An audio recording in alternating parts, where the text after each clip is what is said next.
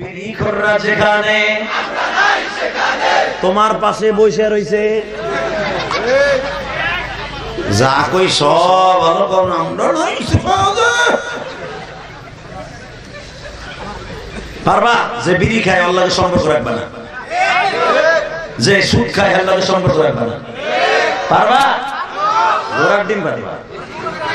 আগামীকালকে সকালবেলায় দেখবা বিড়ি করে পাশে বয়ে বয়ে তুমি গল্প করো, সুমেন ভাই ভালো আছে, শরীরে খাইলে ভালো হয় না? এটা একটা ভিটামিন, শীতের কালে বুড়া ভাই লাগে গল্প জোটে আছে না নাই? আরে বাবা, বুড়া বিড়ি খায় না ঠিকই, পাশে বয়ে বয়ে কি মিষ্টি মিষ্টি গল্প করে। যারা নেশা করে, নেশা করলো মুশকিল হারাম, আমি বলি না, বিশ্বনবী বলছে বিড়ি একটা নেশা। কথা কর না কেন? ধূমপান নেশা না? যদি নেশা না হইতো মনে রাখবেন, এবারে হাম তো কইবেন অনেকে পান হতো নেশা করে, পানের সাথে বিড়ির কোনো সম্পর্ক নাই। পান খাওয়ার দ্বারা আজ পর্যন্ত কোন মানুষ বদ গুমানি বদ গন্ধ আসছে মনে করে ইতিহাস নেই, কিন্তু বিড়িখোরের গালে একটা পাড়ার মতের গন্ধ কয়টা ইতিহাস আছে, একটা ডাইরেক্ট গুড় গন্ধ করে। বিড়িখোরের ঘরে বউ থাকে দায় ঠিক, কথা বল না কেন? তাহলে বুঝলাম এটা কেমনে যায় যাবে। অতএব খাবেন না, আল্লাহ কবুল করুন। জোরে আমি আরো জোরে আমি মনটা খারাপ, আলোচনা যত সময় চলবে আপনার থাকবেন না ভাববেন, সবাই থাকবেন, সবাই থাকবেন। আল্লাহকে হাত উঠাই দেখান তো কে কে ভাগবেন। গরম পানি না আমি দেই নাই, কি করছেন না যাক, যা হয়েছে হয়েছে, আলহামদুলিল্লাহ, যা হয়েছে আমরা তো করছেন, আপনি তো থাকবেন, তাই না? আমার বাজানরা কি সুন্দর মুস্কি মুস্কি হাসে, এই হাসির ভিতরে মুক্তা ঝরে, ইনশাআল্লাহ বলেন, এই হাসির ভিতরে মুক্তা ঝরে বাজান। এখন দিলটা নরম করবেন। ওই ৮৬ বছরের সাহাবী মনে আছে বাজান রে? ৮৬ বছরের সাহাবী হঠাৎ করে আমার নবী তাবুকের যুদ্ধের দামামা হয়ে গেছে। আর তাবুকের যুদ্ধটা হয়েছে আপনারা জানেন রমজান মাসে। তখন ওই বৃদ্ধ সাহাবীটা বেঁচে আছে, কালেমা পড়ছে, ১-১.৫ বছর হলো। এখন ওই সাহাবী দেহে পিছনে এক পানির ট্যাঙ্কি বাইন্দা কোমতা কোদাল গাড়ির মধ্যে লইয়া নবীর লগে রওনা দিছে।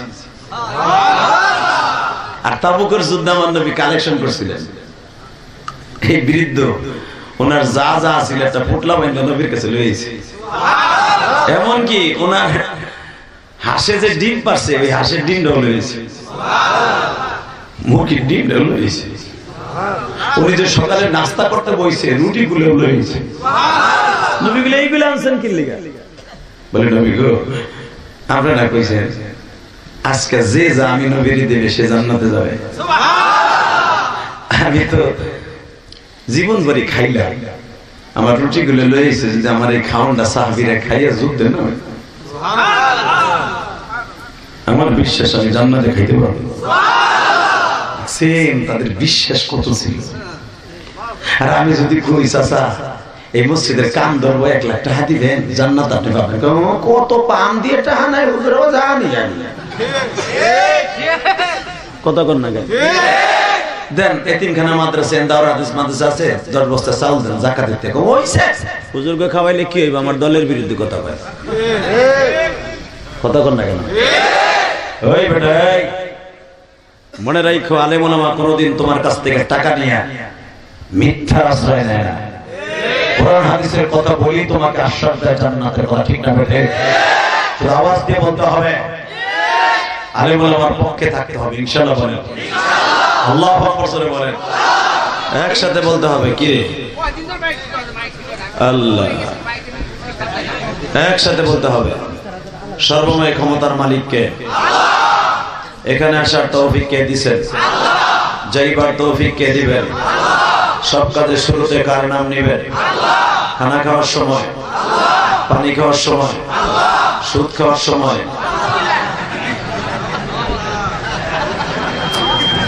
সুদ খাওয়া হালাল না হারাম? জোরে কয়, আরো জোরে। খাইতে খুব আরাম। পরে বসো, চান্দু ডিস্টার্ব করবে না। আল্লাহ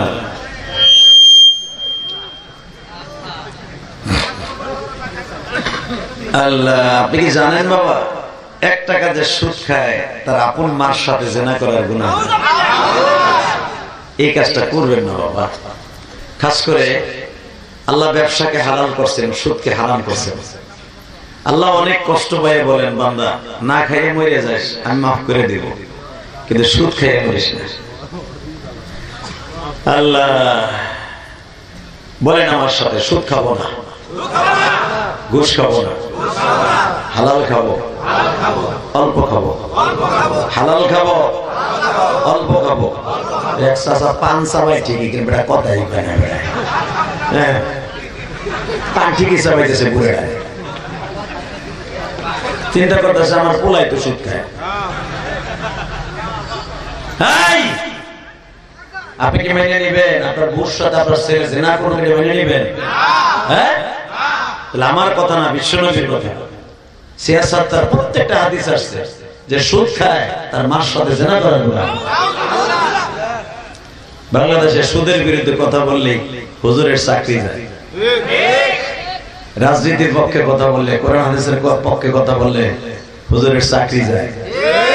চাকরি হয়তো দুনিয়ার থেকে খেতে পারবা, রিজিক হয়তো খেতে পারবা, কিন্তু রাজ্জাকের কাছ থেকে রিজিককে আপনি নিতে পারবেন না। অতএব বিগত সরকারের আমলে সরকারের বিরুদ্ধে কথা বললেই হুজুরের চাকরি থাকতো না। হুজুর সরকারের বিরুদ্ধে ওয়াজ করলেই হুজুরকে গলা চিপা ধরতো। ডাইনে বামে যাবেন না, সোজা ওয়াজ করবেন। আল্লাহ, শুধু একটা কথা বলে দিয়ে যায় বাবা, আলেম ওলামার জবান কেউ বন্ধ করতে পারে নাই। নবীর জবান বন্ধ করার জন্য আবু জাহেল কম চেষ্টা করে নাই। ঠিক না ঠিক? জোরে করে, আরো জোরে, জোরে জোরে।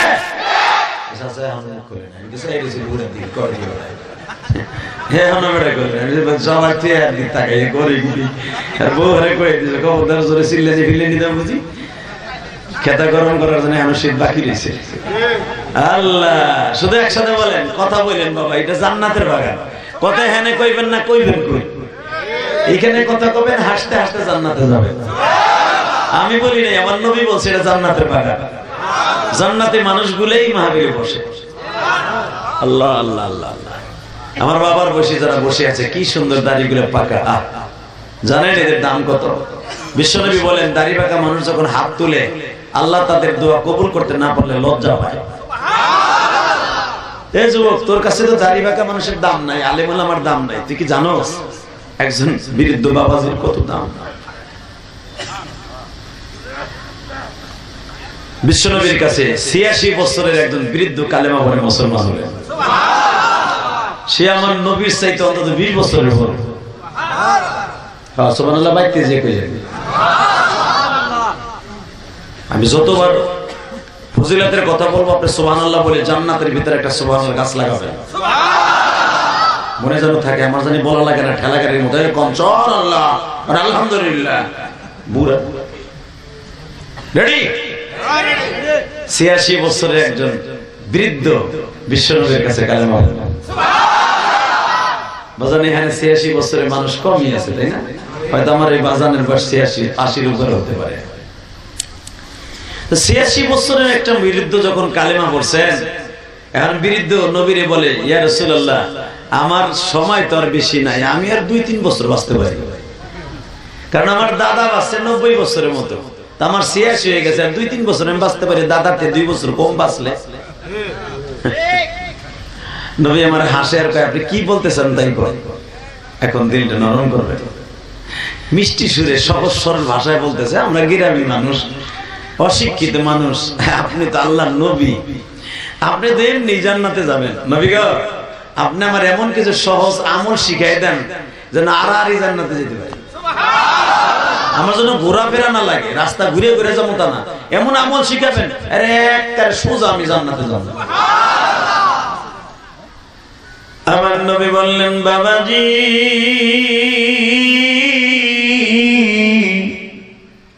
দুনিয়ার হিসাবে আপনি আমার বাবার বয়সী, আপনি সংক্ষেপে যদি জান্নাতে চাইতে যান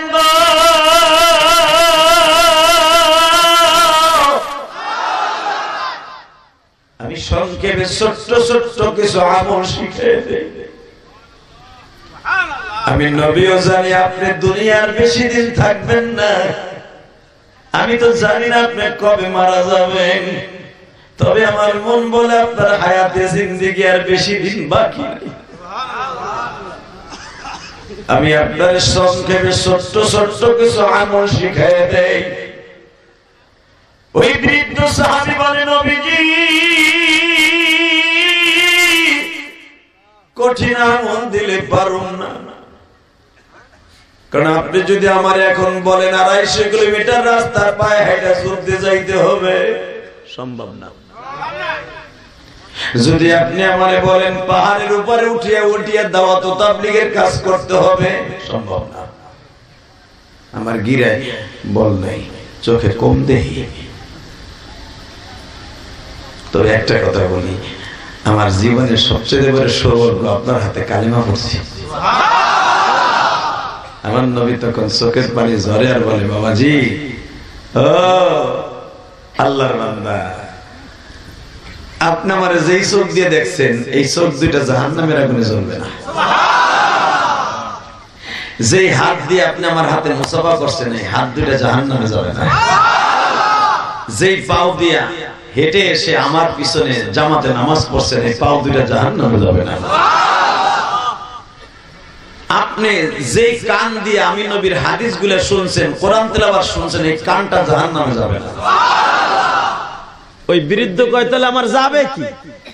তাতে আমার চিন্তাই নেই, সব তো গ্যারান্টি পাইয়েই গেলাম। হাত যাবে না, পা যাবে না, কান যাবে না, চোখ যাবে না, নাক যাবে না, পেটটা এটাও যাবে না।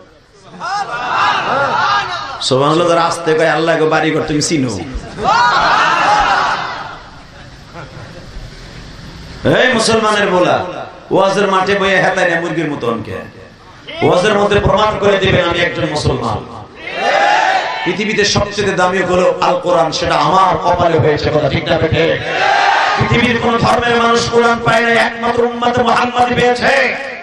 কিয়ামতের মাঠে শুধু একটা মাত্র কিতাবকে আল্লাহ সামনে নিয়ে বিচার করবে, সমস্ত নবীরা এই কিতাব থেকে তেলাওয়াত করবে, সেটা হলো আল কোরআন। আল্লাহু আকবার বলতে হবে, আল্লাহু আকবার আরো জোরে বলতে হবে। এই কোরআনের বিরুদ্ধে, আল্লাহর বিরুদ্ধে, নবীর বিরুদ্ধে যদি কোন বেঈমান কথা বলে তা আমরা জবাব দিব। জুতা দিয়া কে কে রাজি আছো আল্লাহকে দুআ করতে হবে। কি তাকবীরদের মধ্যে চলে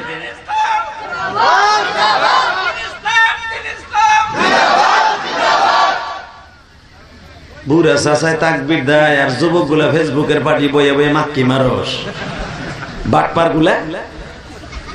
আমার এই চাচার যে আওয়াজ আমার মনে হয় ওই সাহাবীর মতই হবে ইনশাআল্লাহ। মারহাবা বলতে পারলেন না? ইমানের জোর কত দেখছ? ওয়াজের মাঠে যারা তাকবীরের ধ্বনি দিয়া ইমানকে জাগ্রত করে, আল্লাহ তাকে জান্নাতে যাওয়ার সাথে সাথে আল্লাহর দিদার লাভ করবে। কবরে যাওয়ার সাথে তার কবরের সওয়াব আসান হয়ে যাবে। মাহফিলের মাঝখান থেকে একটা মর্তে মুজাহিদ রেডি হয়ে থাকবা যে আমার আগে কোন মাহফিলের তাকবীর কেউ দিতে পারবে না। ইনশাআল্লাহ প্রতিফলন তুমি দুনিয়ার থেকে পাবা। বলেন তো আল্লাহু আকবার, লিল্লাহি তাকবীর, লিল্লাহি তাকবীর। দিন ইসলাম, দিন ইসলাম, আল কোরআনের আলো সারা বিশ্বে জালো।